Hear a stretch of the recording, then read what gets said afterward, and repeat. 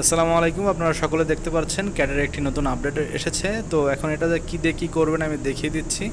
তো first of all আপনারা যে অ্যাভেটার যেই অপশনটা সেখানে ক্লিক করবেন। একটি অ্যাভেটারে আসার পর এখানে আপনারা একটি ক্যাটের পিকচার আপলোড করতে হবে। তো আমি একটা লিঙ্ক দিয়ে দেবো, সেখান থেকে আপনার পিকচারটা সংগ্রহ করতে পারবেন এবং সকলে গ্রুপটাতে জয়েন হয়ে থাকবেন নতুন আপডেট পাওয়ার জন্য। সো এখানে ক্লিক করার পর আপনি দেখতে পাচ্ছেন আপলোড করার একটি অপশন এখানে।